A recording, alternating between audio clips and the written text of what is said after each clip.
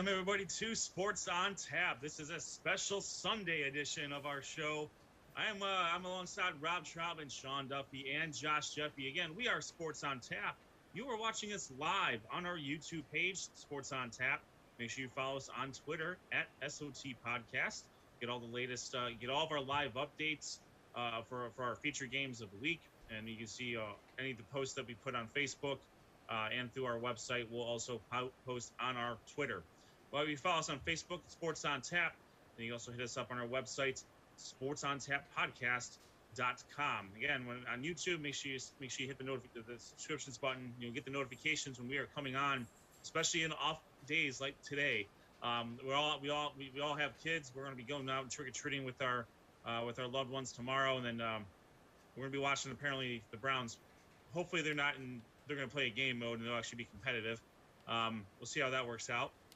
But yeah, that's why we're doing it on Sunday night. So, we have a great show for you tonight. We're going to go through our regional recaps of Division 1, Region 1, Division 2, Region 5, Division 2, Region 6, Division 3, Region 9, Division 3, Region 10, and Division 4, Region 14. Along the way, we will be joined by the FNG. Noah Jacobson will be joining us a little bit later in the show, and we will also be joined by North Olmsted quarterback Xavier Balson. He led him alongside Jared Kelly, Colin Willard, and a sophomore who I'll talk about here in a little bit, Matthew Chalkwater, got the first. And these are Coach Brediger's words. The first victory in a qualified playoffs round for North Olmsted in school history. So there's some caveat to that. We'll go over that a little bit. But Xavier Balson will be joining us later as well, and we will go through our feature games of the week, and then we'll go have a look at the quarterfinals for each of our respective regions. So we got a lot to get to here. We're going to go region by region. So all of us are going to be talking at different times. But for Division 1, Region 1, Josh will mostly lead that, being that his teams are well represented within that region. And then we'll just kind of filter in as we see fit, as we fit in. So let's get our sponsors taken care of here real quick. First off, we have GV Art and Design. That's gvartwork.com. They make tremendous shirts for local professional and local colleges and professional sports. You can visit them at gvartwork.com. Use the promo code ONTAP10 to get 10% off your order. G&G Fitness Equipment, www.livefit.com. You can also follow them at G&G Fitness EQ on Twitter.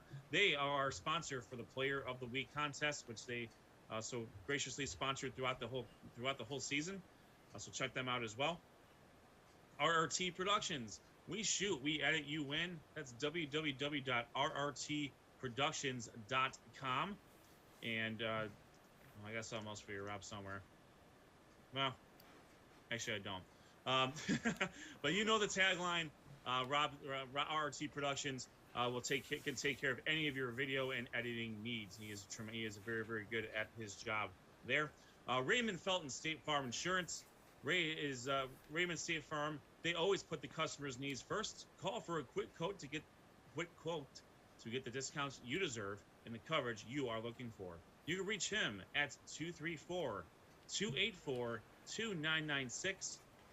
Or you can also, he's also at 5603 Dara Road, Suite 500 in beautiful Hudson, Ohio.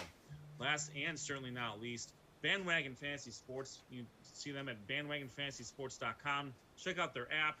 They do fantasy sports a little differently with college football. You pick teams, you get a chance. You can pick 8 teams. You got $36 to spend, and then you put your 8 teams up against whoever else you're competing with. The difference with this league as opposed to other leagues is that once you jump on the bandwagon early, you get rewarded. Some of the teams that were worth a little bit less at the beginning of the year, if they caught some fire, they're going to be worth more now, and you may not be able to get them to finish your season out. You can add and drop up the teams up to 25 times at any point during the season. Talk lots of trash and figure out who truly is the king or queen of college football in 2022. Bandwagon Fantasy Sports, not daily, not traditional, just teams, just win. So that takes care of our sponsors, and we will probably mention them at some point again today. So, gentlemen, this is we're in playoff talk. We're probably a little early on this because of the expanded playoffs, as we have talked about ad nauseum here. But we have we had a good amount of teams in our coverage area make the playoffs, especially with the expanded coverage. So lots to talk about here, at least for this first week. I can tell you me personally, I think 8 out of 12 teams make the playoffs for the Great Lakes Conference. I think Josh was 5 out of 6. Rob was probably around 500 there, and Sean was very well represented as well. So let's start with, and that includes the number 1 team in our Power 10, the Highland Hornets, who I don't want to give anything away, so let's leave it to Sean there. But let's go to Division 1, Region 1. I'm going to put up our PowerPoint that Sean has done a great job doing all year. We will go through the regions. We will talk to our guests. We'll have Noah on, and then we will go through the featured games, and then also what next week looks like. So let me get the PowerPoint up and running, and we will get going. Josh Jeffrey, how about you start us off here with Division 1, Region 1? All right, thanks very much, Ed. Yeah, we're going to start with the number 1 seeded St. Edward Eagles. They rolled on to with a 49-6 victory over Stone Monroe. The Bulldogs, they've had a tough season all year, as Sean would detest to. On that one, they just were no match for the Eagles, the number 1 seed. We're gonna hold off on talking about the number 2 seed Medina against Strongsville. I see they went on to a 42-7 victory. However, our very own, as Ed and Sean proclaimed, the FNG Noah Jacobson was at that game, so he'll be on a little bit later, and we'll discuss that fully. The Arabies were not as in full effect as we would have imagined, so no spoilers. We'll talk about that one in a little bit. The number 3 seeded Menor Cardinals, they took on the Brunswick Blue Devils, who is ranked number 14. This is a GCC matchup. Brunswick struggled on offense in this one. In the first half, they only had 55. Wow. You guys hear that? Sounds like a helicopter. Are you being invaded? Is this the beginning of your Halloween prank, Josh? No, that's actually the other side of Studio J. That's actually the washing machine that the kids must have loaded too much into the washing machine. So it's wobbling. Uh-oh. I didn't hear a thing. You got yourself an unbalanced load. Yeah, so it's wobbling. So, Ed, I'm going to actually let you take go. Oh, no, never mind. I think it's stopped. We're fixed.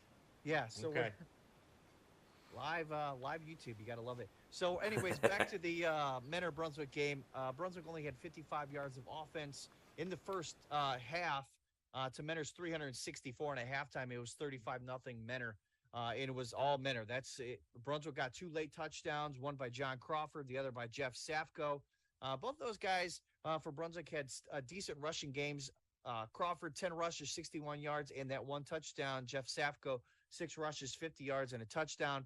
But that's pretty much all the offense the Blue Devils had, and their defense could not stop the Menor Cardinals' offensive attacks, led by Scotty Fox. He was 19 of 24, 242 yards. He had 3 touchdowns. Jacob Snow, we talked about him earlier in the year. He started off as last year he was the starting quarterback. This year there was a little competition between him and Scotty Fox. Scotty Fox won that competition. Jacob Snow played defense. He was a defensive back. But then during the middle of the game, middle of the season, he actually started at wide receiver, and it was his first game during the regular season at wide receiver was against Brunswick. And in this game, he continued his solid season at receiver, 6 reception, 116 yards, and a touchdown in this one. Once again, Menor rolls 35-14 over Brunswick. Cleveland Heights, they're going to be rolling into the GCC next year, and they started their 2022 playoff campaign with a huge 70-6 win over the 13th seed of Lorraine. They're on fire right now. St. Ignatius continues the Chuck Kyle Bon Voyage tour with a 33-6 victory over John Marshall. Kent McKinley rolls on to a 40-22 victory over Kent Glen Oak. And one of our featured games of the week, and I'll roll into that. Rob can add a little bit more, as well as Sean as well. But I was at this game, Wadsworth, number 7 against number 10, Elyria. Once again, great atmosphere at Arkwright Stadium in Wadsworth. This game actually started off very sloppy. Both teams, I don't know if they had some playoff jitters, but a lot of yellow laundry was on the flag for this one. In fact, in total, Elyria had 11 penalties. Wadsworth had 9.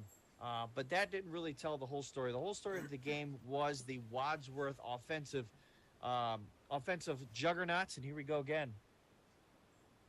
It's like a Huey helicopter. But Wadsworth, with their rushing attack led by Kyle Figueray, he had 24 rushes, 95 yards, 3 touchdowns. Luke Fisher was also very efficient, 12 of 17, 258 yards and 3 touchdowns. 2 of those touchdowns went to Aaron Keating, who had touchdown receptions of 50 yards and 25 yards in this one. Wadsworth was up 23-0 in the first half. Elyria tried to get stuff going on the offensive end with Lance Glover. He was running the ball. He was running hard. Props to the Wadsworth defense, who really stacked the box. They were able to rotate a lot of defenders in and really kept a fresh defensive line. Lance Glover had a tough 22 rushes for 116 yards and a touchdown, but it was just not enough as Wadsworth defeated Elyria 44-13. You can go on our website, sportsontapodcast.com, or our YouTube page. You guys can just look at our profile there. The highlights from this game are up there on the website and the YouTube page, so you can go check those out. And the last game in Division I, Region 1, and Rob, you can talk about this if you would so desire. Berea Mid-Park play tough. The 9-8 matchup, they were looking once again to capture that first-round magic, but they just did not have enough as they were defeated by Massillon Jackson 28-24 in the final game of the Division I, Region 1 playoffs. Yeah, Josh, in this one, Massillon Jackson, they actually were up 21-7 before Berea Mid-Park's offense finally started to get going. They would score 2 touchdowns. One was Hudson Devins, and then Troy Schick threw a touchdown pass. They did tie the game at 21 and actually led going into half. They had a field goal right before halftime, and they led 24-21 in this game. But very little scoring in the second half from either team, but it was the Massillon Jackson Polar Bears. They would score a touchdown, and that's really all they needed in this one to eventually regain the lead and keep it. So it was, like you said, 28-24. Berea Mid-Park, though, they were right there and really played well in that first half. But second half, both teams couldn't do much offensively, and they shut down Hudson Devins, who you had a big game on the offensive side of the ball. Played pretty well defensively, had a sack in there. And you also mentioned Elyria and Wadsworth, and give credit to Wadsworth, man. Their defense, whenever you stop an Avon or Elyria offense that has Lance Glover in the backfield, they're known for passing when they need to, but they finished with -4 yards throwing the ball. Ryan Klotz was sacked 3 times in the game. They had a bad snap that was, I think, a 20-yard loss. You probably remember that play. And it just seemed like the offense for Elyria couldn't get going. And by the time they did score that touchdown, it was a little bit too late. But Lance Glover got in the end zone. But give credit to Wadsworth. I thought defensively were pretty impressive. And Elyria got down too quick there in the game, and they just couldn't come back. They're a good defensive team, Elyria, but if they get down too much, too quick, it's going to be tough to come back. Yeah, you mentioned that bad snap, and there was actually multiple bad snaps during this game, and like I said, those penalties, especially early on in the first half of that game, really played havoc with Elyria. They were just not able to overcome those early mistakes and those early penalties that really stopped drives, that really stopped any momentum from them on the offensive end that they could get. So, like you said, props to Wadsworth. They were focused. They were ready to go, and they will move on. Once again, we'll talk about the Medina Strongsville game in a little more in depth when Noah gets on, because he was at that game and he put a nice video on YouTube, highlight video. So yeah, we'll go over the quarterfinal matchups here a little bit later on as well. Sounds good. Appreciate that. Well done, guys. We will. I think we had predicted this earlier, but Stowe did play a game against St. Edwards. I don't think we really need to go much more into that unless Sean has the. Yep, I think he's shaking his head, so maybe we should just move on from that. Let's move on to Division II, Region 5, and this will be mostly Sean here. Sean, why don't you take it away with with the games you had? We'll start out first with the number 14 matchup, which was one of our featured games of the week, presented by our great sponsor, Ray Felton State Farm in Who you Hudson. can get quick quotes and quick Yep. coats, apparently. Yep. According Yes. to Ed Day. He's multi-talented. Quick quotes. He does it all. But yeah, I had an opportunity to travel out to Hudson and really watch that team. And this, again, I was looking forward to a really good matchup because these two teams met week one, and it was the difference there was a 1-point victory. And I was thinking, okay, we're going to probably have ourselves a bit of a slugfest or a slobber knocker, as a great broadcaster once said. But the opposite was true. Solon just could not get anything going offensively. And we have to put that caveat in there that they were playing without their quarterback, Charlie Bubonics, for the second week in a row. And you could really see how the passing game just wasn't there. Harley Barman did a very admirable job, but unfortunately, I think they were asking him to do a little bit too much when it came to trying to find receivers down the way. But the big story, obviously, is that, but also just Hudson's run game. They were very committed to the run game. Ian Ludwig is the real deal behind there. He is the workhorse for the Hudson Explorers. He is very much the 5 yards in a cloud of dust. Taking with that, you have quarterback Jagger Pillay, who ripped off a 64-yard run to kind of put the game away late in the second half. Not to mention the defensive effort by Hudson. Hudson lived in the backfield, sacking Barman multiple times. Some of that may have been on the quarterback at that point, holding onto the ball too much, trying to roll out, making something happen. But the big defensive play for Hudson was linebacker Blake Noth and a 70-yard interception return for a touchdown. Hudson gets the win 31-0 as the number 3 seed beats the number 14 seed. Quickly, we'll touch on this. Archbishop Hoban handles Willoughby South pretty handily there. 57-14. Ashtabula Lakeside traveled to take on Riverside. Riverside's did what they've been doing all year with a 63-3 victory. Hudson and Solon 31-0 in favor of Hudson there. Mayfield and Austintown Fitch, again, another game was played. Again, I think the big thing here is the mismatches here in this division, in this region particularly. In a lot of ways here. Austintown Fitch gets a 56-34 victory over Mayfield. John Hay, also known as the Cleveland School of Medicine, did show up and play St. Vincent St. Mary. St. Vincent St. Mary dropped a 50 burger on them. So we're going to go ahead and revert them back to John Hay. St. Vincent St. Mary gets a 58-18 victory. Maple Heights and Walsh Jesuit. Walsh Jesuit, again, wins 56-20. I have 2 more Suburban League games to get to, and we'll find them both in surprising here. Nordonia blanks Garfield Heights 30-0 to move on to the quarterfinals. And one of the big stories here, Nordonia quarterback Joey Palinkas went 12 of 24, 150 yards and 2 touchdowns, while Nordonia running back Jeremy Ozlasko had 70 yards and a rushing touchdown. Nordonia linebacker Logan, and I'm going to butcher this name, guys, so just get ready for it.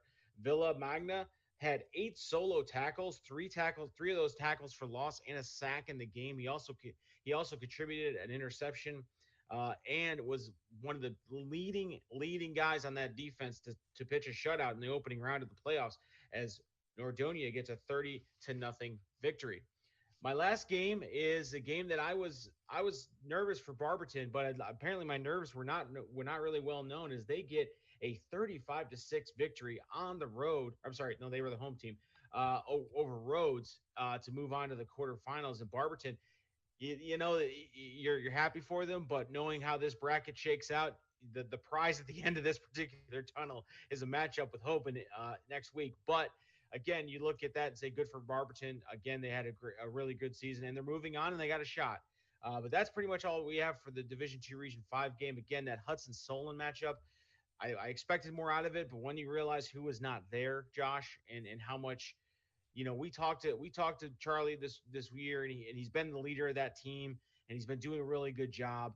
But when you take that out, there's that connection. There's that, and they really didn't have the running game to rely on in this game because Hudson was pinning their ears back and making all the effort to get in the backfield and disrupt any sort of momentum that Solon had.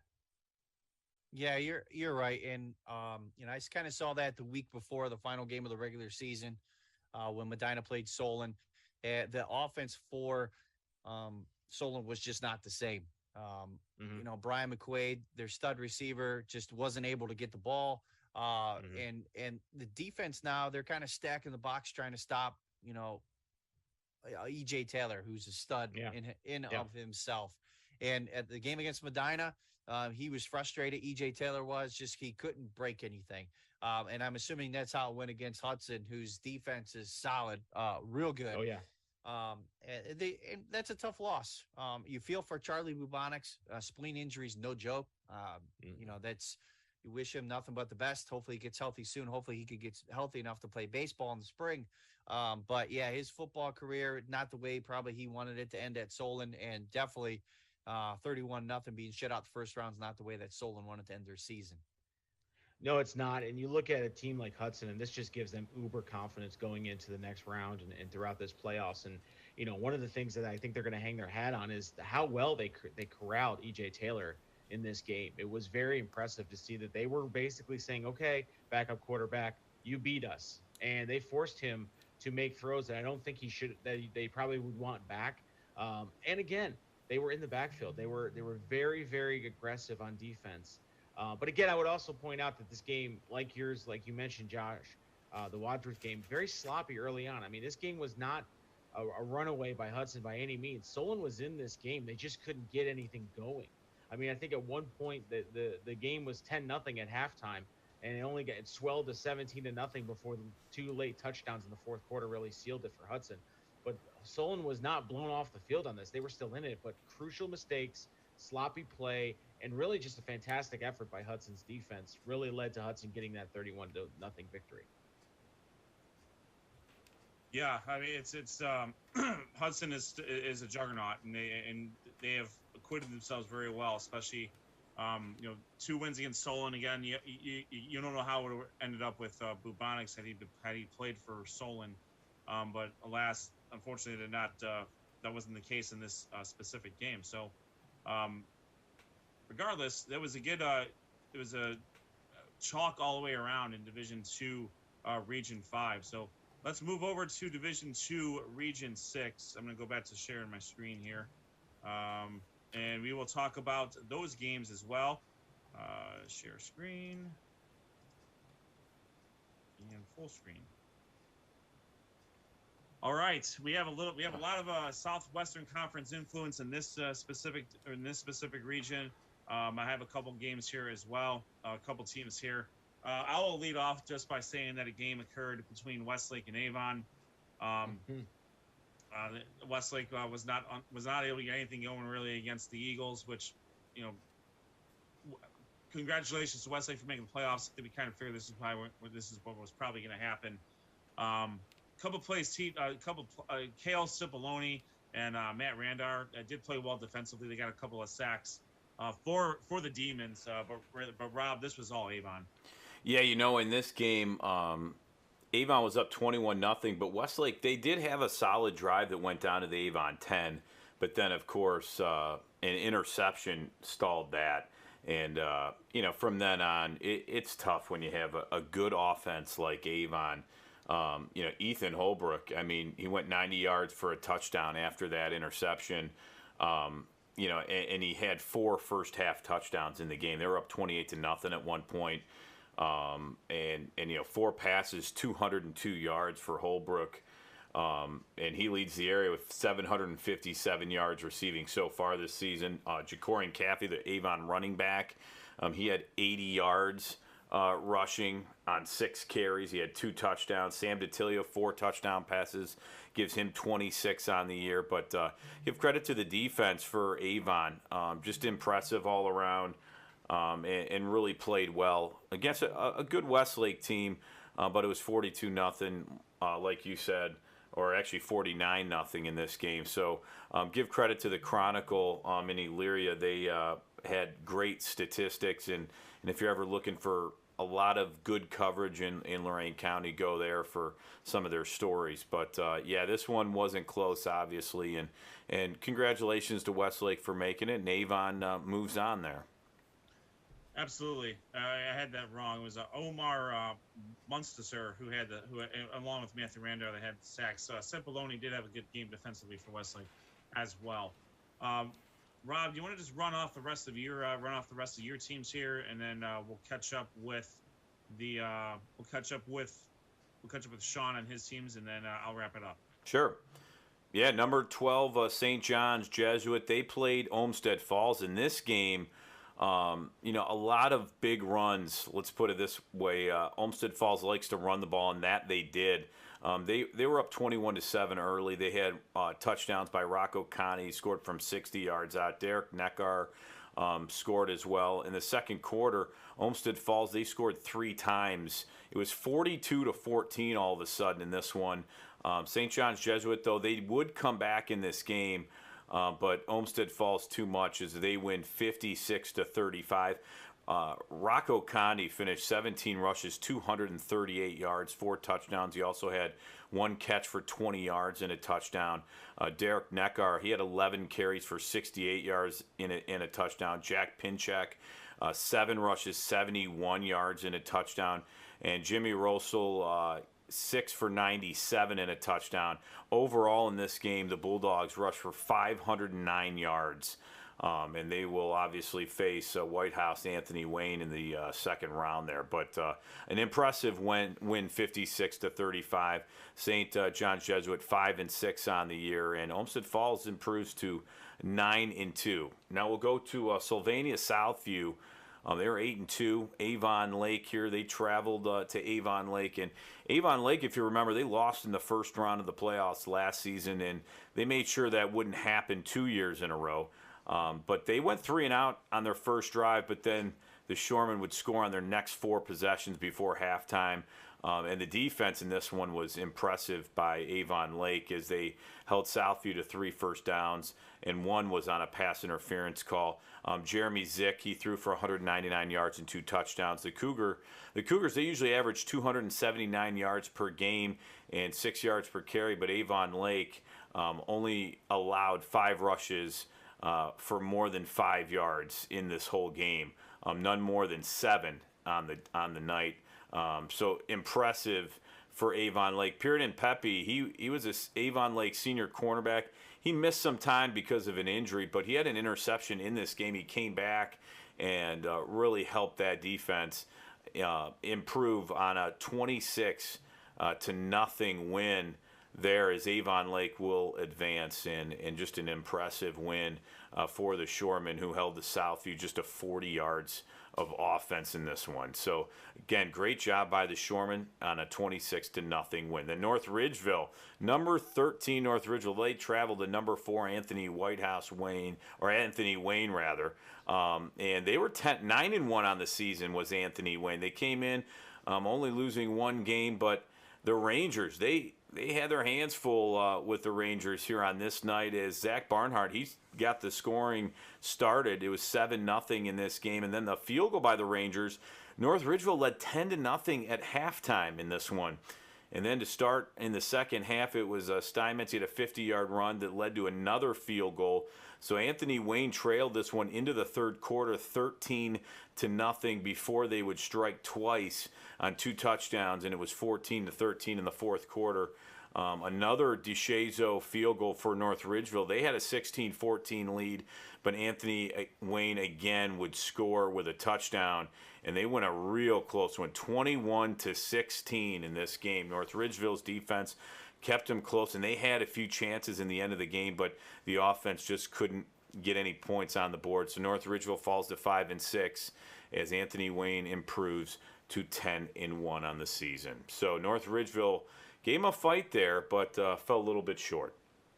And that's all I have for the Southwestern Conference as we went over Avon and Berea Mid-Park and some of those other teams, including Elyria. But North Ridgeville, that was a little bit of a surprise to me, but give credit to Coach Morgan. I think he has that team headed in the right direction, a very young team.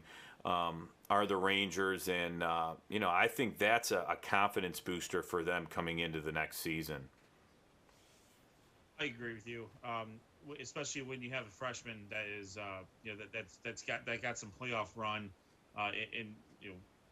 in his first playoff game scores a touchdown, I mean, as a freshman, that's gonna help the program by leaps and bounds. So there's certainly no shame in losing to White House Anthony Wayne. They're traditionally very, very good in Division II, specifically in regional play. Sean, you had a couple games in this one as well, including our number 1 team in the Power 10, the Highland Hornets. And then we also had a little bit of an upset out there in Fremont. Sean, why don't you take that away? Yeah, absolutely. Well, we start off with the number 2 seeded Highland, number 1 in the Power 10, number 2 in the region of Division II, Region 6, and they pretty much continued doing what they've been doing all year, playing solid defense. I think this is the second most points they've given up all year because they gave up 28 to open the season. However, I believe some of that was in the time when the game was already well decided. But just a couple quick stats for you as Highland gets the 49-14 victory over Oregon Clay. Lucas Stiles had 15 carries for 156 yards and a touchdown. Highland quarterback Andrew Lurch, 10 of 13, 144 yards, 2 touchdowns. Also had 2 rushing touchdowns on the night. And those 2 touchdowns were thrown to Matt Syriac and running back Noah Robinson. Again, Highland continues to roll as they get the 49-14 victory over Clay. And as Ed mentioned, a bit of an upset in the 9-8 matchup here. North Royalton goes out to Fremont Ross, and they ride Cody Miller all the way to a 1-point victory to move on to the quarterfinals. Quick stat here that's going to blow your guys' mind. Cody Miller, 41 carries, 320 yards, 2 touchdowns.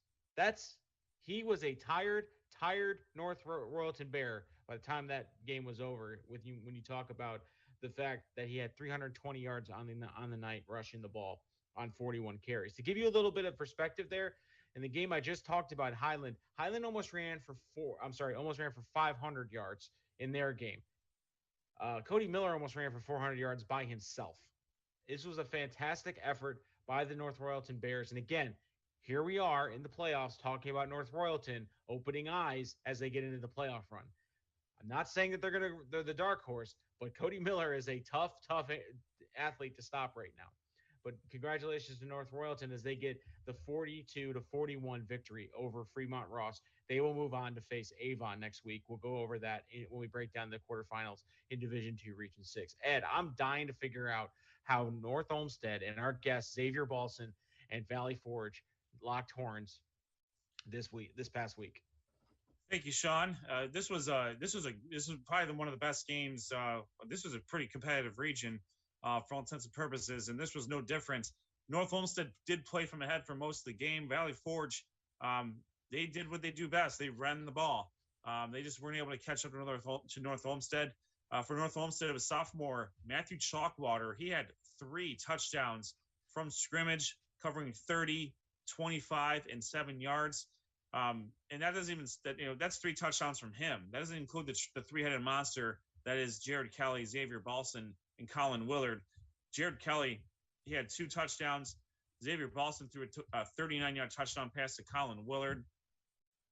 For Valley Forge, they got rushing touchdowns from Ben Farson. He had 3 touchdowns on just by himself. He had covering 11, 64, and 4 yards. Soldier Williams run in from 6 yards out, and Jay Cubes from 8 yards out to account for Valley Forge's scoring. But this was North Olmsted's night.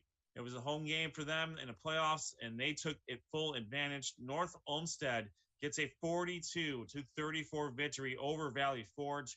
We will talk to North Olmsted quarterback Xavier Balson in about 10 minutes about that game. As Coach Bredeker said, the 2020 team did win a playoff game. That was when all teams made the playoffs if they wanted to play. This was the first victory that North Olmsted achieved in the playoffs when they had to qualify for the playoffs. So that's a very special accomplishment. Someone like Coach Bredeker who's been there for as long as he has. He played there. So just a really, really great win for the community of North Olmsted there. Valley Forge falls to 7-4. North Olmsted improves to 8-3. And they will travel to Highland next week. We'll talk about that game a little bit later. All right, let's shift over to Division 3, Region 9. I'll start off. I'll go through a couple things here real quick before we kick it back over to Sean. The reigning, defending state champion Chardon Hilltoppers They get a 42-16 victory over the number 16 seed, the Akron East Dragons. Canfield, also from the Youngstown area, get a 27-10 victory over New Philly. Youngstown Ursuline, 43-12 against Gates Mills Hawken. Kenston gets the upset over University School, 40-33. Youngstown Cheney continues their tremendous run.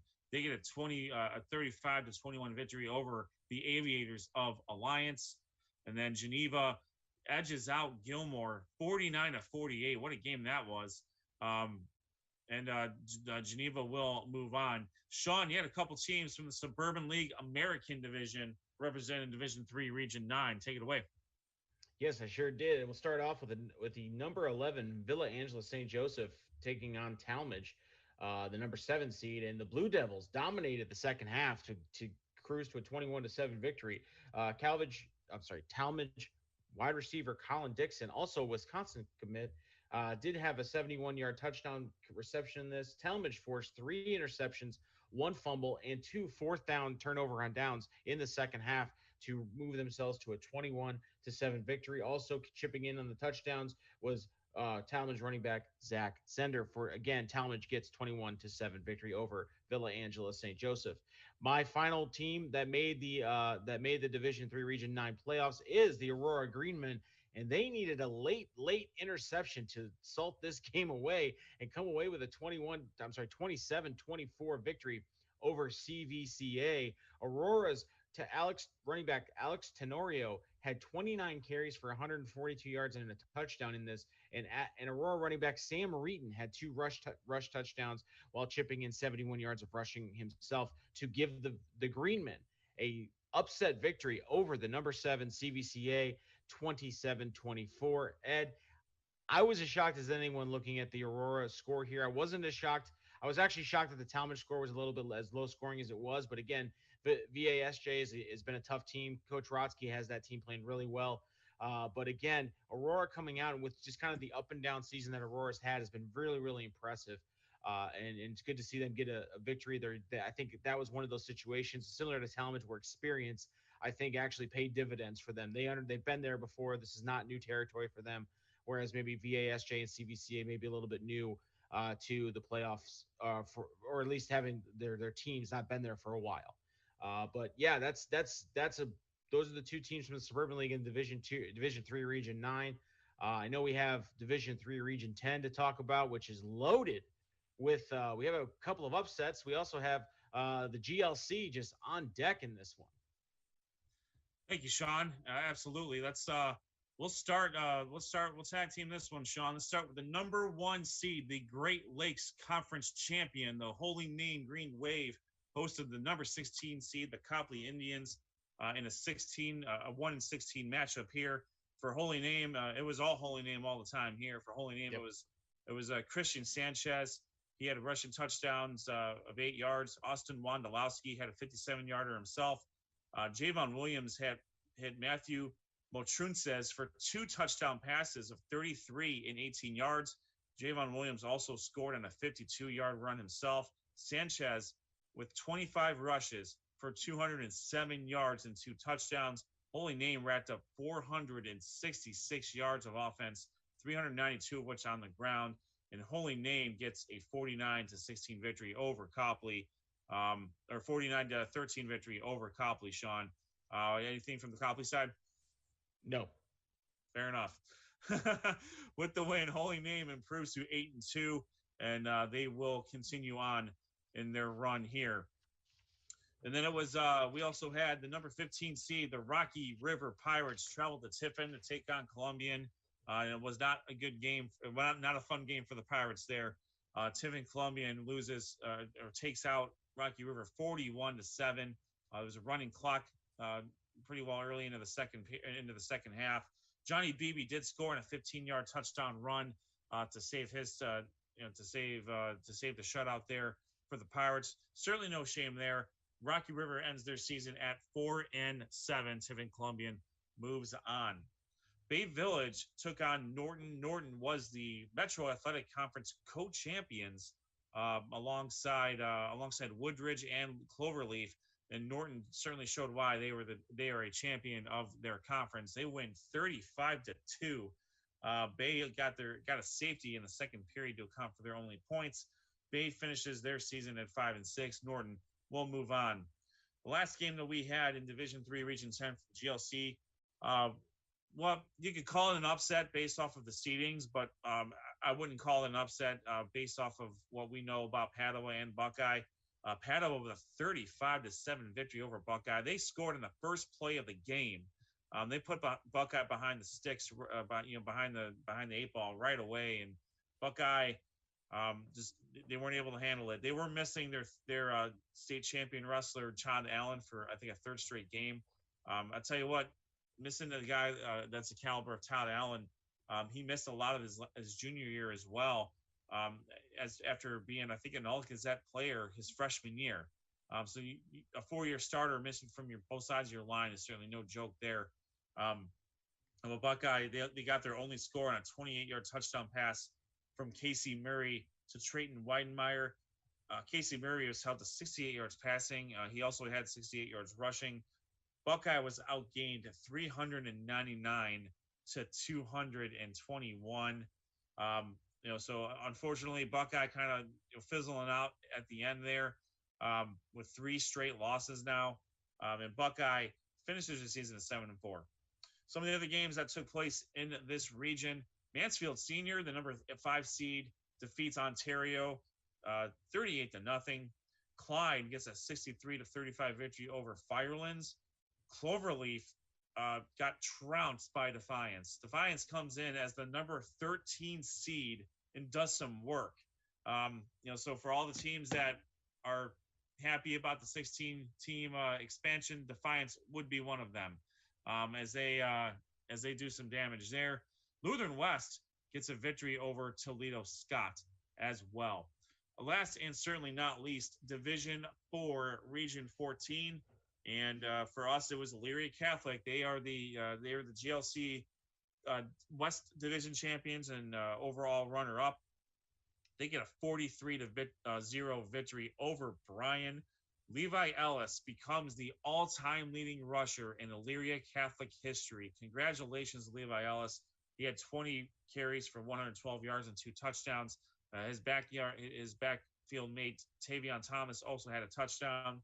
Brady Cook threw for 90 yards on 7-9 passing for 2 touchdowns. Hector Garcia spelled him. He had 58 yards on 5 of 7 passing and also had a touchdown. Colin Ginley led the receivers for 67 yards and a touchdown. Ryan Tanner and Tony Grasso both scored touchdowns on the receiving end.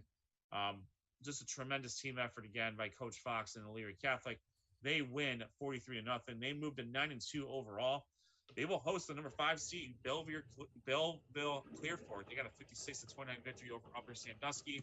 The number 1 seed, the Glenville Tarblooders, defend the land, and they get a 46-8 victory over Napoleon. West Holmes, a 49-7 victory over Shelby. Sandusky Perkins, 65-14 over Caledonia River Valley. Van Wert, 40-7 over Wauseon. St. Mary's Memorial, 65-14 over Buckeye River Valley. And Bellevue, 40-9 over Galleon. Straight chalk in Division 4, Region 14. We'll talk more about that as well. So that is what we have for our recaps in Division 1, Division 2, Division 3, and Division 4. We got you covered over 6 different regions here, guys. And I think a lot of the teams that we thought would win probably won, but nonetheless, certainly a great first week of playoff action. And we have a couple of our guests that are about ready to pop on here. We do have Noah Jacobson, the 5th member of our crew. He does have a new nickname. There he is. Hello, Noah. How you doing, man?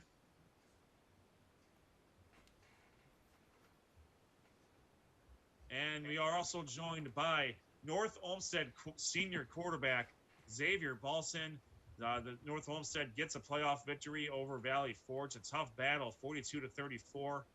But just a great season for the North Olmsted Eagles. We talked to Coach Brediger before the season started, and we've been following Xavier for a couple of years now, and we're happy to have him on. We are joined by Xavier Balson. Xavier, welcome to the show. Thanks for having me. Hey, just congratulations on your first round victory. It was a tough game against Valley Forge, home game, playoff game. Talk about the atmosphere and how the game went for you. It was a awesome atmosphere, a lot more energy around everybody, the other team, our team. We started off pretty hot, right?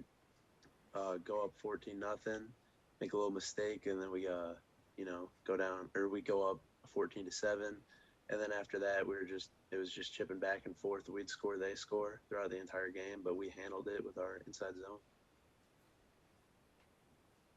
Yeah, Xavier, you guys have. Oh, I was about to say, Xavier, you guys have had a really kind of a really fun season to follow.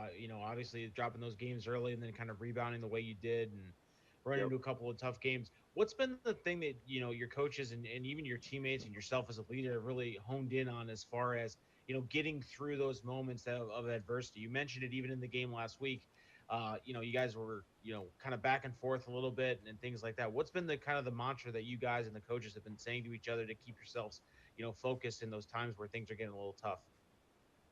It's definitely of like a so what mentality. Like, all right, we go down, they score, so what? We'll bounce back and fight back, and then score on offense, get an interception, force a fumble, and then keep chipping away like that. I like that. So what? Can I use that with my wife? No, I cannot use that with my wife. Nope, I cannot use that with my wife. Sean. All right. Next question. Xavier, congratulations on the win. Earlier this year we talked to Jared Kelly, and he talked about how the two of you, create this dynamic on the offensive end that's tough for a lot of people to stop.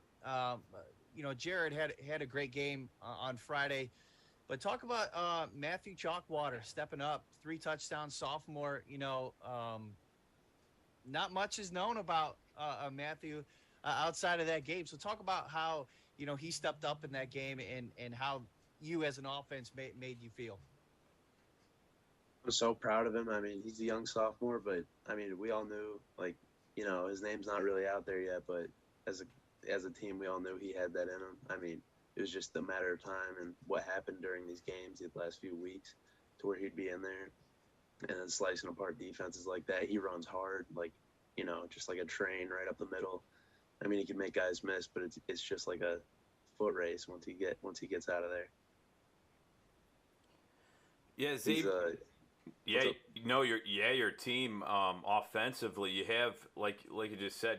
Now there's another weapon at your disposal there. Jared Kelly, obviously everybody knows about, but talk about some of your other teammates. And even Coach Brediger. He was really excited before the season about you guys offensively, defensively. You guys really have been playing well this season. I had a chance to see you guys at Buckeye, and I think you guys withstood a really good Buckeye team trying to come back on offense, and your defense just made play after play. Talk about some of the players, other players on the offense and defensive side of the ball that people might not know about. I mean, you guys talked about him earlier, but Colin Willard, I mean, he's got crazy speed just like Jared Kelly does. He runs like a 10-8, 100-meter. I mean, he's blazing. He run behind the defense in front of him and then still score, manage to find a way. I mean, he's a great receiver. And then on the defensive side, we have Gavin Beasley.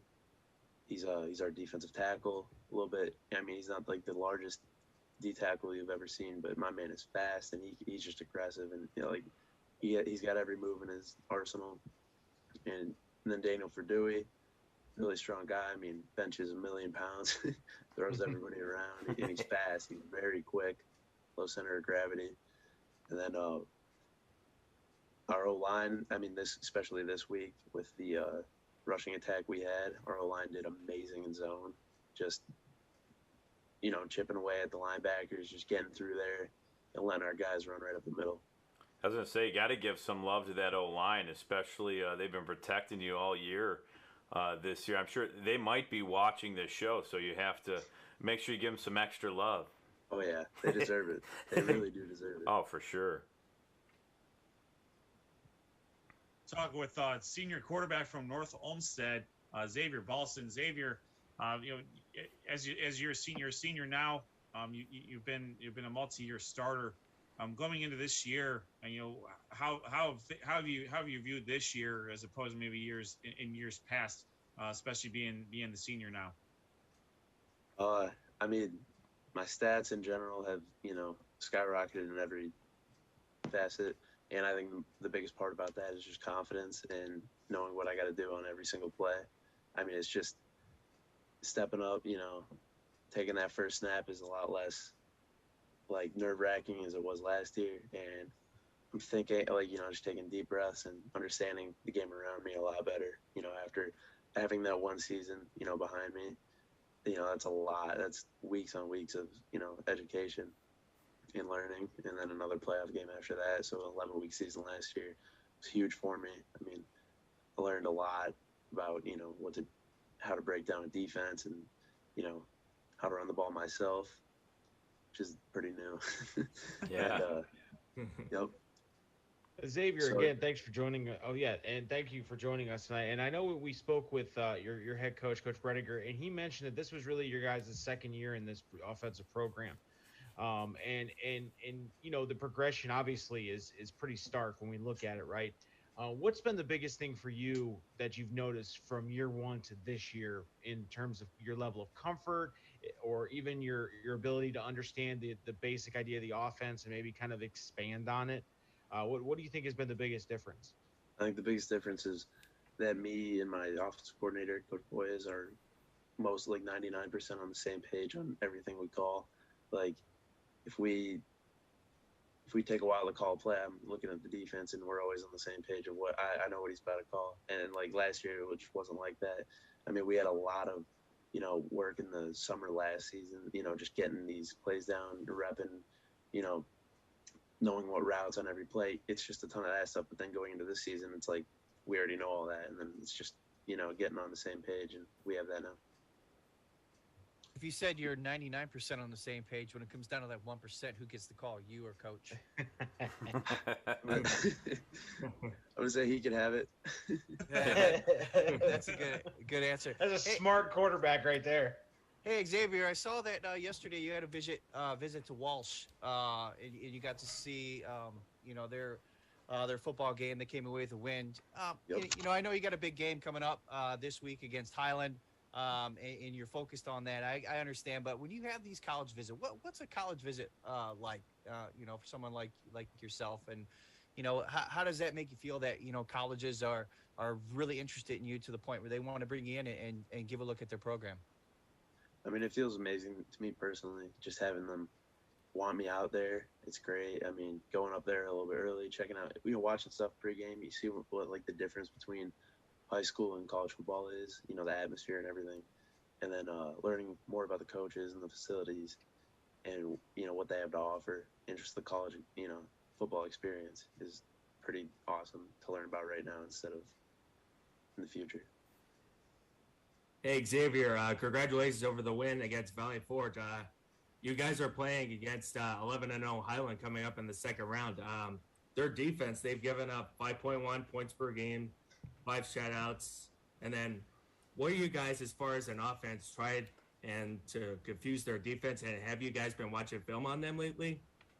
I mean, yep, it's a great team. Highland's an awesome, well-sound team, especially their defense.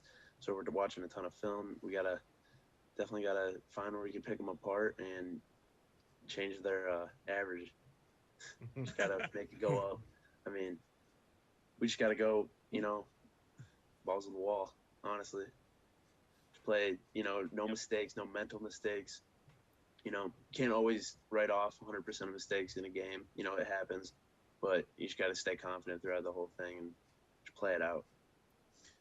Yeah, that's about the best you can. I mean, when you playing a team the caliber of Highland and really some of the other teams that you've played this year, I mean that's what you have. That's what you have to do. So talking about those, Jared unfortunately got to talk to us after the losses. You get to talk to us after the wins. It was just you could tell that even in the losses that you guys had something going there, and then obviously a switch just flipped, and when you guys got the conference play, you leading even up to this point, it's just you guys have just you put it together really on both sides of the ball. Talk a little bit about how you guys how you did rebound from the early losses and really and gotten to where you guys are now, where you're traveling to one of the best teams in the state, and you guys have a real good look at it. Yeah, I mean, those early losses, week 1 and 2, especially, I mean, week 1, that was just a shocker. Everybody was stunned, and I think it was very helpful for our program, and we honestly needed it. We needed to be humbled. And after that, I mean, our offense just skyrocketed, and then, a week or two after that, our defense really broke everybody down. We barely gave up any points throughout the next 4 to 5 weeks, and then we were putting up 50, 60 points a game. We're top 10 in I think 3 or 4 in D2 Ohio for points per game for a while. I'm not sure where we are now, but it's definitely still top 10. And I mean, just those early losses fired us up, honestly, for the rest of the season. We really wanted to get here in the playoffs because, I mean, last year we had a really tough loss at the end of the regular season to Holy Name, 1 inch away from winning that, and that changed the whole look on the rest of the playoffs. We played a really tough team in Toledo Central Catholic week 1. As like a 14 or 15 seed, and that didn't go our way either. And going into this year, I mean, we really growing up in North Olmsted, I wanted to be the guy to get I wanted our group to be the team to get that first playoff win, and I'm glad that that's what happened. Hey, do you play any of the sports besides football, Xavier? Yeah, I ran track last year. Just getting my speed up, and I'm gonna be playing. I didn't play basketball last year, but I will be playing again this year. Yep, I've been playing that forever. A little rebounding. You're a senior, man. You gotta to enjoy it while you can, man. You cannot get this back. So I don't blame you. Take get as much time on any sort of court or floor as you possibly can. Yeah, definitely. I mean, I'm sure whenever our season ends here, I'm gonna be heartbroken, and I just want to be being in a competitive atmosphere as long as I can. So, basketball season coming up, that's going to be a lot of fun. Well, I'll ask this question. I think I know the answer, but I'm going to ask it. We asked this to all of them. Traditional question? Yes, the traditional. There it is. Two-sport athlete question. Since you do play basketball, Xavier, would you rather hit game-winning three-pointer to, let's just say, win a state championship, or would you rather throw or run in for a touchdown to win the state championship? I would 100% rather throw and run in a touchdown to win a state championship. I'm not even sure if I can hit a 3 right now to win a state championship. Not gonna lie, might be under the basket trying to grab a board, something like that. But all right. Well, then if you had an opportunity to put up a offensive rebound up to win it all, you still got a touchdown. I'd rather throw in a touchdown pass. I think that. There we go. I think football has an overwhelming majority of of all the players we have asked so far. I think football has the overwhelming majority there. Xavier, thank you very much for taking the time to meet with us. We've really enjoyed following North Olmsted and really talking about you and Jared and Colin. Over the course of the last couple of years. Best of luck to you this week. Thank you. We certainly know what you guys are up against. You guys know what you're up against. As you said, gotta go balls to the wall, throw it all out there, and see what happens. Best of luck to you. Thank you very much. You. And Thank you for having me after the season. Thanks, Xavier. Thank you. Good luck. Good luck. Thank you. That is North Olmsted senior quarterback Xavier Balson going to be leading the Eagles into Highland to take on the number 2 seed Highland Hornets. They are a top 10 team in the state, and they were number 1 in our Power 10, of course, with an undefeated record. As Xavier said, they need to change the scoring average and get that up a little bit. I'm a big fan of that. I've not heard that yet. So we have to give the FNG credit for setting that one up. So yeah, not many teams give up 5 points a game. It's pretty ridiculous, but correct. They're looking to change that. Let alone scoring as much as they do. Like I think I was telling those guys, my senior year, we gave up 7 points a game, but we only scored about 20. We were pretty successful, but we we certainly weren't putting the points up like you guys are, or Highland, or anybody for that matter. So, so appreciate it, Xavier. Good luck to you. Thank you. All right, let's move on here. Noah has joined us here as well. Noah, we saved the Medina and Strongsville game in Division One, Region One for you to help us out with there. It was a rematch of a Greater Cleveland Conference battle earlier in the season. So tell us about the game, Noah? Strongsville had a two-man front on Medina quarterback Danny Stoddard, and Danny Stoddard got picked up at the 1 yard line in the second quarter. And then give credit to Strongsville's number 47, Xavier Bell, and he is a junior, and he had like a great game in that. And Austin Knowles had 2 great catches, and I know we had him on the show last week. And don't know what they say in the water for Strongsville, but they got 2 great offensive tackles for like 2 consecutive years, and they're like playing Division I football. Blake Miller last year, and with Strongsville, and then he's with Clemson, and I think they had another tackle committed to Pittsburgh. Yeah, so it's all about the big guys in Strongsville getting like D1 commits. Yeah, they're doing something right there. It seems you're right. The offensive line seems like it's always impressive in Strongsville, and actually in this game, it seemed like for the first half again, it was a close game. I think Strongsville was down 7 points at halftime. Is that what it was? And then the second half was a different story. But it seemed like that's what it was too when they played in the regular season. Yeah, it was a little different than from week 5. And then after Medina scored that touchdown from Danny Stoddard to Carlos Corchado, Strongsville just kept driving. I mean, Nolan Beard had the 21-yard touchdown after that. And then Medina drove down with Cooper Josephik with a 2-yard touchdown. And then Medina's defense just like keep rolling, like not giving a touchdown to Strongsville. And then Medina just went on a 28-0 run with quarterback Danny Stoddard. Yeah, it seemed like this game was kind of a mirror of their first regular season matchup, where they say Strongsville used that same defensive tactic as Noah. You mentioned 2 guys in the box. They had a spy on Danny Stoddard.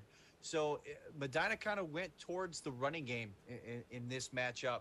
I believe Stoddard had 84 yards rushing on 13 attempts. Jack Wojcik also had 44 yards rushing. He did have 63 yards receiving. You mentioned Austin Knowles, who had 110 yards receiving in this game. But Danny Stoddard, again, a quiet. Now, he had a quiet 370-yard passing game and 2 touchdowns, not to mention 2 rushing touchdowns. So, yeah, Medina was kind of rolling big. But like you said, no, give props to Strongsville. And they do have big guys on the offensive end, and that tackle that you mentioned this year is Colin Van Roy. In fact, I did see on Twitter today that they actually decommitted to Pittsburgh. So I don't know what's happening there. He's back on the recruiting trail.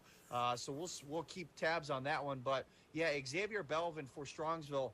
He rushed the ball 18 times, 94 yards, and he added 4 receptions for 21 yards. So Strongsville was able to move the ball, not as much as they probably wanted to, but they were able to move the ball. Probably not as how Larry Laird wanted them. The Medina coach wanted them to move the ball. Obviously, as you get further in this playoffs, teams are going to, kind of on the defensive end against Medina, they're going to kind of do the same thing that Strongsville did. Now, it's whether or not those defenses can stop the multifaceted attack. Medina can hit you with the short passes. They can obviously got somewhat of a running game that hasn't been needed a lot this year. So we'll see what happens. And then offenses, as we get further down into these deeper in the playoffs, offenses are going to test Medina on their defense to see how well they can compete and step up. So it's going to be interesting. But Noah, good job on your video. I see Rob's playing some of it as we're speaking right now. Just talk about some of the other things that you noticed in this game in terms of how Medina was able to adapt their offensive scheme to fit the defense they're playing against. They were able to adapt by throwing a couple of screen passes to Jack Wojak, Brandon Schramm, and then basically just all running with Jack Wojak and all that. And then it was just all thrown to the Air B's wide receivers and Brandon Schramm and Austin Knowles. Yeah, and I'm watching Nolan Beard score. for Strongsville. He looks like he throws a pretty good ball. Obviously, we don't hear much of the weapons that Medina has compared to Strongsville, but it seemed like he had a little bit of a rhythm going, and they were able to at least score a few points there. But Medina, obviously, they just spread the ball so well. What did you see out of Nolan Beard for Strongsville? Did he look pretty impressive from the sidelines? Yeah, he was able to get out of a few sacks. I remember Nathan Nunn almost had a sack, and then Medina's defense broke the play away.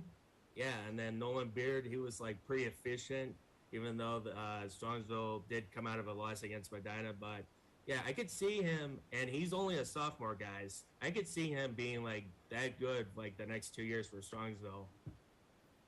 Yeah, I think they are a pretty young squad for the most part. I mean, I'm sure they'll lose some seniors, but we'll see how Strongsville comes back. But yeah, you did a great job, and I saw you almost got taken out on an offensive play. Yeah. It looks like the one receiver almost ran into you. Yeah, I think that was Austin Knowles on that last play. Did you give him a little bit of an elbow afterwards, like, "Hey, watch it, man. I'm trying to get video footage over here." I wish, not to the FNG guy. Yeah. There you go. Well, let me tell you something. Noah, you're not a part of the SOT team unless you've been almost run over by a high school wide receiver or running back or a linebacker or a lineman running out of bounds. So you're in good company because it almost happened to me 3 times this year. Oh, wow. There you go. Well, yeah, nice work, Noah. Like I said, the video looks great, and great job on social media as well. Just a great job overall, and this game, Medina advances. And with that, let's move on to next week. We are in the regional quarterfinals now. So there are 8 teams left in each region. Let's pop we'll pop the PowerPoint back on that Sean prepared here right now, and then we'll go through those as well. And do that. Here we go. So we have Division 1, Region 1. We have a Suburban League and 2 Greater Cleveland Conference teams left in this region. Josh, let's start with you on this one here. Start us off? We got Wadsworth at Medina, and then we have McKinley traveling to Mentor. Yeah, and Noah, feel free to chime in on this one. Wadsworth, Absolutely. Medina. This is a rematch of earlier regular season game where Wadsworth gave Medina all they could handle in this one. And again, kind of 2 different style of offenses. Obviously, we all talked about Medina all year, the Air Bees. But Wadsworth is more balanced. They can hit you on the run and they can hit you in the air. So this is going to be, I think, a really tight game. And it seems like Medina's games so far, when they have to replay regular season games, have been a mirror image of what the regular season. So if that's any indication, I think this is going to be a close game. Noah, what do you got to say? Yeah, this could be a close game. I mean, Luke Fisher didn't play against Medina in week 3, and now he'll play. And if you guys didn't already know this, Luke Fisher used to play with Brendan Schramm with Medina on their freshman football team with Jacob Nunn. And so it could be very interesting. And he did start last year against Drew Eller, Ohio's Mr. Football from last year. And I think Luke Fisher and his offense may come out with a better, different scheme against these Air Beasts. Interesting. Sean, what's the health of Wadsworth looking like coming into this game? Well, as Noah pointed out, in the first time they met, they did not have Luke Fisher at quarterback. Will Stack was filling in at the time. And now Will Stack, having spelled Fisher as a quarterback, is now one of the primary receivers for Luke Fisher. When you mix that in with a running back at the level that Josh has talked about with Kyle Figueroa and how balanced they are, I don't think this is an easy out. Listen, it's never easy to beat a team twice in 1 year. But I think, Josh, just to kind of go against what you're saying and to borrow from Lee Corso, not so fast, my friend, because this is not the mirror image of the teams that met earlier in the season. I think Wadsworth has found something balance-wise that I think they can slow down the game, grind it to a halt, and limit the amount of opportunities that action-packed Medina team has to score points in bunches, right? They don't want to get into a situation like we saw on Saturday that Penn State got into in the fourth quarter. They don't want to give up an opportunity. Now, it's going to come down to playing smart, solid football and running the ball and really getting not hemmed up and behind the sticks, behind schedule for Wadsworth so that they can keep running that clock. For Medina, I think it's going to be important that they continue to do what they've been doing all year. Take what the defense has given them. Like you mentioned, Josh and Noah, they're not a one-dimensional team. They're multifaceted. They can beat you short pass. They can beat you long pass. They can rely on a run game.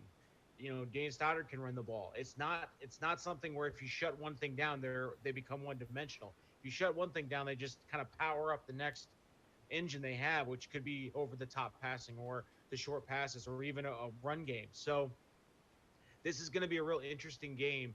And I agree with you. I think it's going to be close, but I hate saying it, but something about that Medina Bees team, man. They just seem to find a way to win, and it's just going to be like Wadsworth's going to have to play a perfect game to beat Medina. And I don't know if Medina necessarily has to play a perfect game to beat Wadsworth, and that may be the difference going into this. But you never know. That's why I line them up and play. But I think this is an intriguing 7-2 matchup in Division I region. Let's talk about Wadsworth's losses are all to very, very good teams. A Medina team that they are going to get another shot at. An 11-0 Hudson team, a 10-1 Austin Town Fitch team, and a 7-4 North Royalton team. Which you may think North Royalton just went on the road. They drove about 2 hours to get to Fremont and knocked them off. North Royalton is a good win is a good team. There's no shame in losing that game either. So Wadsworth has played each of their games very competitively.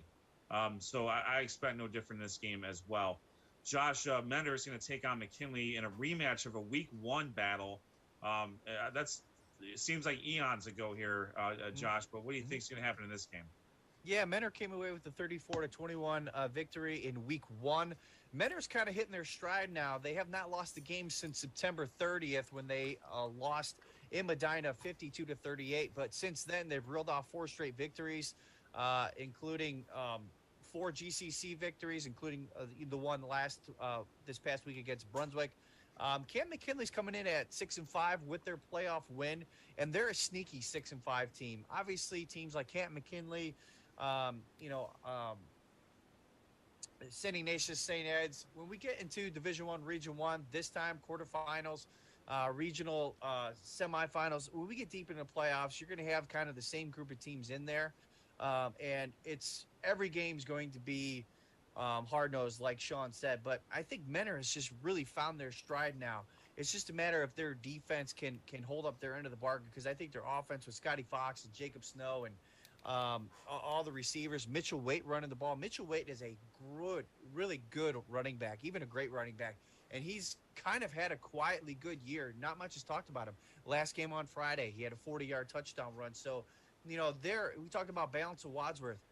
Same thing with Menor. They could be balanced as they want to be, but they're going to play what the defense has given them, whether it's going to be airing it out, short passes, screen passes, or running the ball. They're going to be able to come through. I think Menor is a scary good team right now and hitting their stride. We also have, I agree. Menor has always been very competitive, and even in their losses, they've lost to some very good teams, and we're starting to see. I think by them inserting Jacob Snow into the offensive end, it just unlocked a different dimension to them as well. Totally agree. Him starting out again in the first game against Brunswick and making an impact there, and it just Coach Gray's like, okay, well, what else can he do?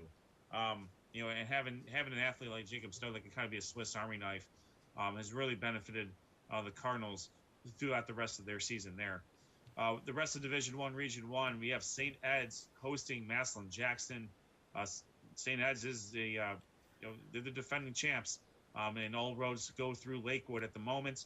This is going to be a very good game, I think. St. Ignatius is going to travel to Cleveland Heights to take on the Tigers, and I think the biggest key for Cleveland Heights here is to play discipline.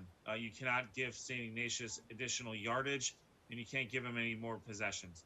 If they can stay disciplined, I think they can and keep those possessions. I think they can give Ignatius a good run for it. The Heights is a very, very good team. As Josh mentioned, this is Coach Kyle's farewell tour, if you will. They got a victory over John Marshall last week. Cleveland Heights is a step up in weight class than John Marshall this week. Let's just say that. All right, let's move on. I'll say this. I think the Coach Kyle farewell tour comes to an end this week. I think Cleveland Heights is too much. And that's taking nothing away from that St. Ignatius team. But, man, from what I've been reading about Cleveland Heights, they play angry. And they're tough. They are a 4 seed, and I think they have a legitimate question as to why they're not number 2 or even number 1. They're playing really good. And again, all the respect in the world to Coach Kyle and everything he's done for that program, but Cleveland Heights, unless St. Ignatius does what they always do or pull some of that magic out, Cleveland Heights is a tough team, and I'm interested to see how that game shakes out. Yeah, right. Cleveland Heights will be a tough team coming into against St. Ignatius, and that should be a good game. And Cleveland Heights will also be joining the Greater Cleveland Conference next year, and that should be an interesting conference to cover for next year. No doubt. Yes, absolutely. So lots of good things coming into our conference. Lots of good things coming in. We'll expand from 41 to 43 teams next year with Cleveland Heights and Shaker Heights coming on board. All right, let's move over to Division II, Region 5. Sean, you have you're pretty well represented here. You have 3 games going on in this region.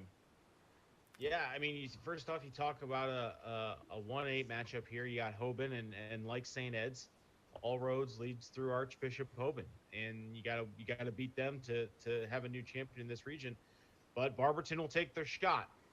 Barberton's been one of those, Jacqueline. Can they provide some magic, as we would say? Ooh, I like what you did there, Rob. Yeah. They're gonna have they're gonna have to play a perfect game, and I think Archbishop Hoban's gonna have to forget a couple things, maybe pads or helmet coming out of the locker room. Not sure, but Barberton's been an interesting team all year. They've been one of those teams that are kind of the Jekyll and Hyde, right?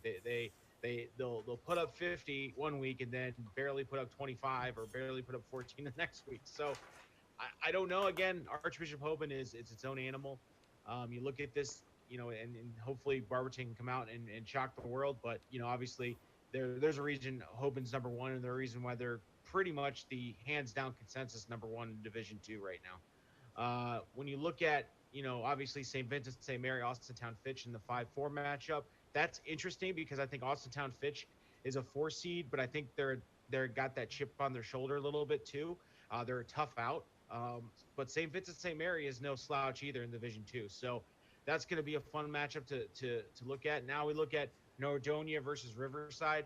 I think this is going to be one of those matchups where Nordonia's Joey Palinkas is really going to have to take the team on his back and really be that leader because Riverside is a very, very tough team.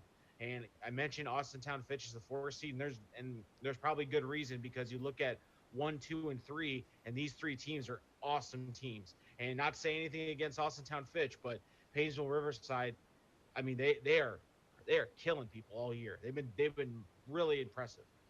So Nordonia's got their work cut out for them. I do think they have a shot. I think if they play smart, disciplined football and Joey Palinka's balls out, they have an opportunity to really, step up in class here against Riverside.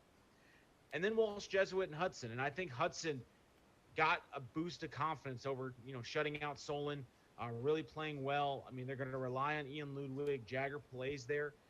He's going to be a guy they're going to rely on. They got that defense that's just really relentless. But something about Walsh Jesuit, they're a sneaky team, right? I mean, and we talked about this, Ed. This is a chalk division right now. All the top seeds made it. And it's going to shake out. I kind of look for upsets, and I don't really see a lot of one. This one is probably the closest one I have to an upset. Walsh Jesuit over Hudson, just because we've seen Hudson play close games and play sloppy football. I saw it last week. The first half of that game was sloppy. Hudson could not. I mean, and you can credit that to maybe Solon knowing Hudson a little bit, sure, but I still think Walsh Jesuit is a dangerous six seed. And it's going to be difficult. And Hudson better come to play, and they better come to play well because Hudson's well coached, but Walsh Jesuit is as well, and they got some talent there for Walsh Jesuit. But this is a very fun conference to look at because you have all the top teams right where they're seated at. So now we're getting to that iron sharpens iron type situation. The best that comes out of this has a really good shot at being a state champion in Division II. Sean, I agree. Painesville Riverside is the only team that has defeated Chardon in 3 years. And they were a field goal away from taking out Menor. And depending on how let me see the points in this real quick. If they had taken out Menor, they would be the number 1 seed in this region, no questions asked. Hoban had a couple of losses to very tough teams themselves, obviously, and there is no shame in those losses. But Walsh Jesuit, I agree with you. They can do some damage in this region. St. Vincent St. Mary and Austintown Fitch, I think they're very evenly matched. That's going to be a very, very good game. That's a coin flip, in my opinion. I think Austintown's got a little bit of the edge. I've been to Austintown for a football game. It is a different world down there in Mahoning Valley. Things just tend to go wrong if you're the away team there. So I think Austintown will kind of rely on that magic there to help them out. All right, let's shift over to Division II, Region 6, and this is also a very, very we have our hands all over this region as well. Rob, you have a lot of representation here. Why don't you take it away? Start where you want to start. Yeah, Avon and North Royalton. North Royalton coming off a big win. They face some really good teams this year, so I think it'll be a little bit more competitive than Westlake. Avon, I think, should win that, but like I said, you never know. North Royalton's a really good team. They can go into Avon and maybe surprise a little bit of people if Avon gets off to a slow start. Maybe they can hang around, like Elyria did. They played 3.5, 4 quarters of solid football, and then Avon kind of went off on them offensively. So we'll see about that. Olmsted Falls and Anthony Wayne. Anthony Wayne struggled with North Ridgeville. I mean, North Ridgeville had them on the ropes. Olmsted Falls, they know how to get it done. They've been in this situation before. Great coaching. And when you have players like Rocco Conti and Jimmy Rosul there, who has experience at the quarterback position, that Olmsted Falls team defensively is pretty impressive. And I think they're going to be a handful for Anthony Wayne. I think Olmsted Falls could pull the upset, even though it's on the road. Look out for Olmsted Falls. I think they can pull off possibly an upset there. Avon Lake and Toledo Central Catholic. Avon Lake played a really good game, versus Sylvania Southview. Toledo Central Catholic, though, we know that's a different beast there, especially on the road.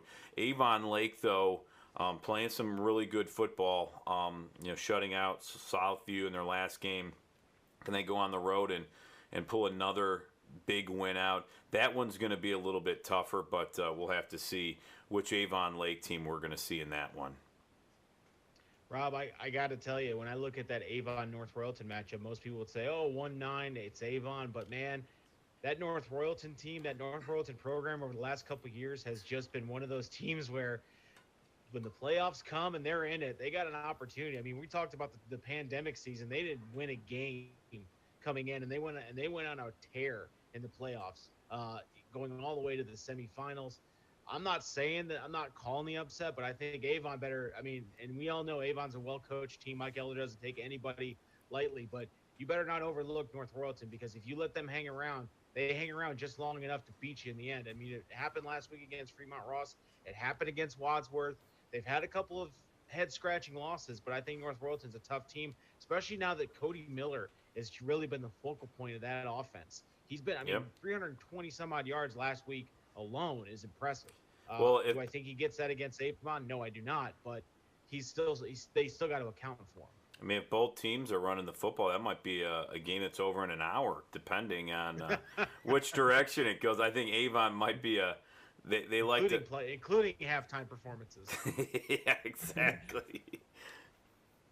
And of course, we have the number 2 seed Highland Hornets hosting the number 7 seed North Olmsted Eagles. We talked with senior quarterback Xavier Balson, and I think he laid it out perfectly. I mean, North Olmsted has to probably play a perfect game in order to give themselves a shot against Highland. Um, and I would agree with that. Every team wants to play a perfect game. You don't want to have turnovers, and those are probably going to happen, but you got to do your best to limit them. I mean, we all know how good of a defense Highland is. Sean can talk a little about that here shortly. Um, Highland has played very, very good teams. They've shut down pretty much every team they played. They shut down Hudson Devons and Berea Mid Park to an extent. They gave up 20 points, but it was the first week of the year. Teams are still getting their bearings right. They shut down Ty Hurst, who is as good as they come for Talmadge. They shut down Aurora. They shut down Barberton. Everyone they've come across, they've had their way. I don't know if they've had a team that is going to be as versatile as North Olmsted, but North Olmsted has had a couple head scratching losses that we've talked about. But I think they've done enough work over the last 2 months to kind of make up for those. Their only losses right now are to Elyria Catholic, and there's certainly no shame in that loss. And they've just been on a complete roll ever since. So it's going to have to take a great game for Xavier Balson, Jared Kelly, Colin Willard, Matthew Chalkwater, anything he can give you from the fourth offensive option to give Highland something to think about is what they need to have happen here. Yeah, I mean, look, it's Highlands is an animal because it's one of those situations, one of those teams where they don't need to score 40 points to win. In fact, they're happy winning 7-0 because that defense. Now, we talk a lot about the defense, but let's not forget Andrew Lertz at quarterback, Lucas Stiles at running back, that big offensive line that they just tuck behind and fall for 6 yards a pop. Their defense is holding teams, courtesy of Noah, to 5.3. Is that what you said, Noah? 5.3 points a game or something like that? 5.1. 5.1. I'm sorry. I apologize. You were Coach way Gaines. off. I docked you. I gave you the team's 0.2 of more of a point. I respect everything North Olmsted is doing. I think Highland is just playing at a level where it's like things have really got to bounce bad for them. And when you factor in, you got to go into Highland, into Hornets Stadium, the Hornets Nest, let's call it. If we're going to call it Airbees, we'll call it the Hornets Nest. It's a tough ask for anybody, right? It's a tough ask for anybody. And, I really think that North Olmsted has the potential, the firepower to make it a game. I just think Highland just has been doing this so long that it's like autopilot for them. Now, can they get caught? Sure, any team can get caught on Friday night. I just don't see it happening this week. And again, call me a homer for Highland, but I'll take it. I mean, when they've only given up 5 points and giving up 5 points a game, I mean, that's I'll hang my hat on that any day, twice on Sunday. Even this Sunday that we're doing this show. So we had some very good, some very competitive matchups coming up here in Division 2, Region 6. Let's move quickly to Division 3, Region 9. Sean's got a couple of teams here. The defending state champions, Chardon Hilltoppers, will host Geneva. Youngstown Cheney will host Kenston. We'll see if the Kenston can go into Youngstown. Cheney probably wasn't expecting a home game, but they get one here. And the Cowboys are going to hopefully continue that Youngstown public school magic that we really haven't seen too much of in years. So, and then Sean, you got another Youngstown battle going on. Aurora's got to go to Canfield.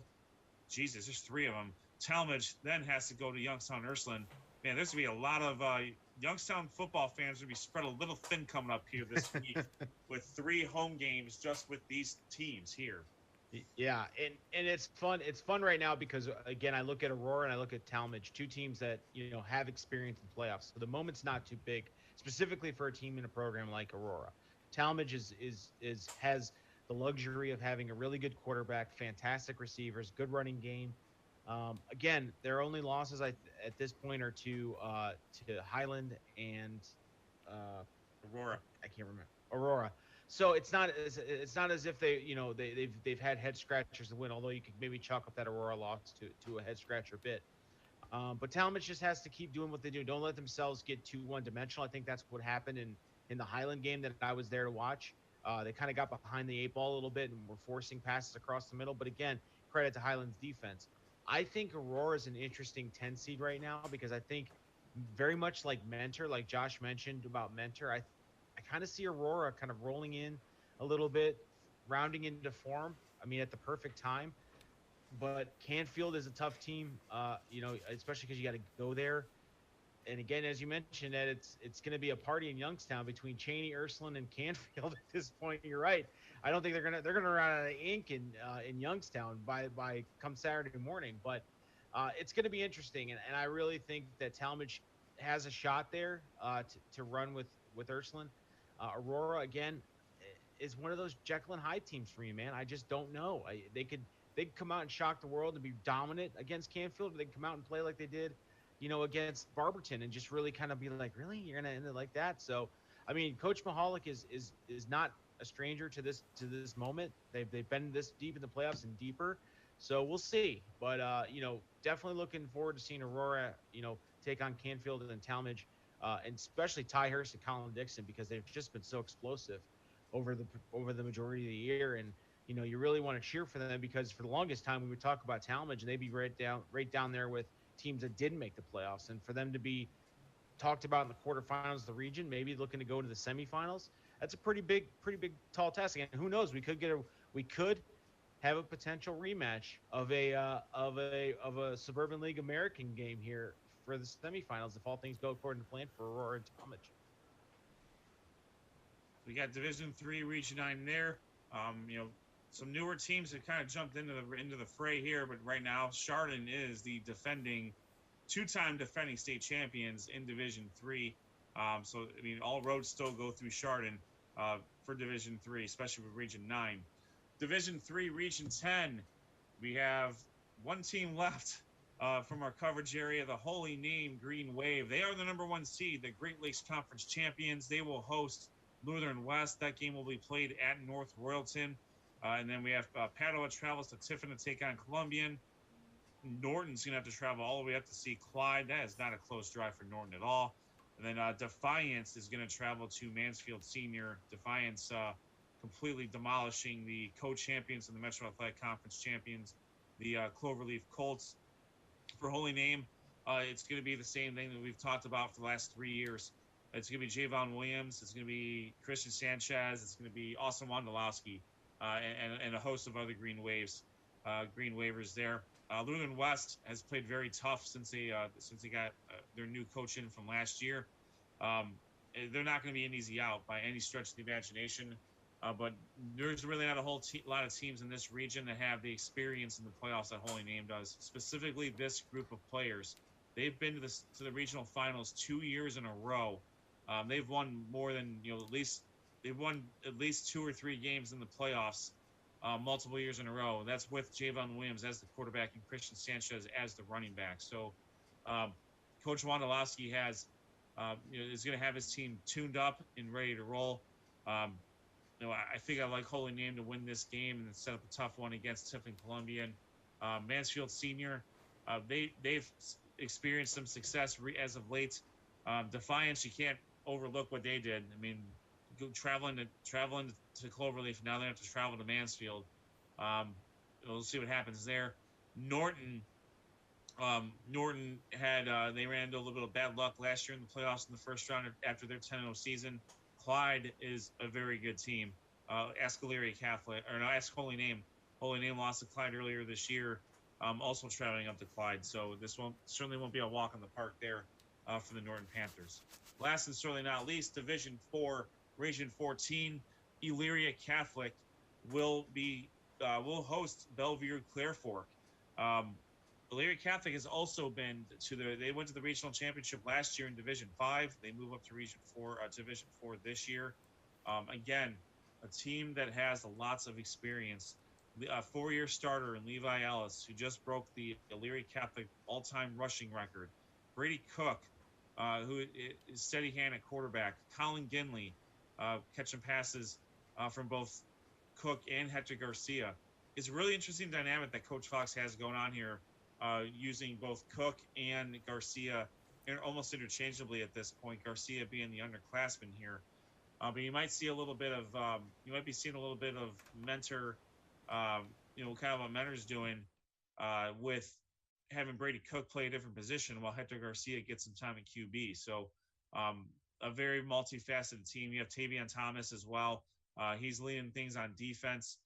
You don't see him too much in the offensive end anymore because he's really heading up that defense along with Levi Ellis. So Elyria Catholic, certainly no walk in the park, Clear Fork, but we'll see. I have a tough time thinking Clear Fork can go in Elyria and take out the Panthers. Bellevue is going to travel to Cleveland to take on Glenville. St. Mary's Memorial is going to travel to West Holmes, and Van Wert is going to go to Sandusky to take on Perkins. I think this is kind of shaping up to be another chalk region here. Right now, I mean, Glenville, just with the skill and the speed that they have, it's going to be tough for anybody to beat them. But you could set up a potential Glenville-Elyria Catholic matchup here in the semifinals, and I would love to see that. And I'd be really interested where that game's going to be played as well. I'm thinking maybe in Lorraine or somewhere probably on the west side, if I had to guess, to make it fair for both teams. All right, folks. Sean, great job on the PowerPoints. That is going to wrap things up for our division, our week one of the playoff recaps. I think we were talking about this beforehand. I think we may have a game or two we might be going to cover this week, guys. What do we got? Yeah, we got some decisions to make. I mean, for the most part, Noah, why don't you tell everybody where you're going to be going on Friday night? I will be heading back to my alma mater at Medina High School as the Medina Airbees will take on the Wadsworth Grizzlies. And I think that should be a good match. Medina quarterback Danny Stoddard versus Wadsworth quarterback Luke Fisher. And I think this could be a high-scoring matchup like Week 3 again, where Medina prevailed 45-35. And, this should be a good game. Medina's defense, they've played lights out like the last couple weeks in that. But if I'm Wadsworth, you better set the tone if I'm like quarterback Luke Fisher and head coach Todd with Wadsworth. You've got to set the tone early if you're Wadsworth. And, this should be a pretty interesting, good game. Yeah, and Ed, we were talking about this earlier. There's a few really good games, but I think the one is North Olmsted and Highland. A 7-2 matchup. The other game that was a tough one was Elyria Catholic and Clear Fork. A 2-5, that could be a really good game, but 4 or 5, the 4 and 5 matchup, I screwed up. Oh, you screwed. Oh man, dang it! All right, well, either way, I thought that would be a really good matchup as well. But still a good matchup. Yeah. Agreed. So it's between those two games, but I think ultimately we decided Highland and North Olmsted could be a really good matchup. So we'll be heading out to Highland to watch the Hornets against the Eagles. Will the Hornets sting the Eagles, or will the Eagles grab the Hornet and just, I don't know. I think the Hornet will still grab the Eagle. Yeah, this is what happens when we do things on a Sunday. We let Rob make jokes and it doesn't work.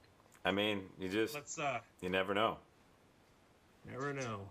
Moving yes, that's correct. The Goo Goo Dolls would agree with that. All right, I'm gonna do one more shout out. Sean, I don't know how Vandalia is doing, but I'm gonna do a quick shout out. They're not in the playoffs. All right, very easy enough. I'll do a quick shout out to my wife's alma mater, Lowville, Division 7, Region 25. They are 10-0, 11-0, hosting a second playoff game here. So good luck to the Rockets as well. She totally does not follow them at all. Never has, really. But there might be somebody listening or watching this that. But props to the Louisville Rockets. Enrollment of about 42. Nice.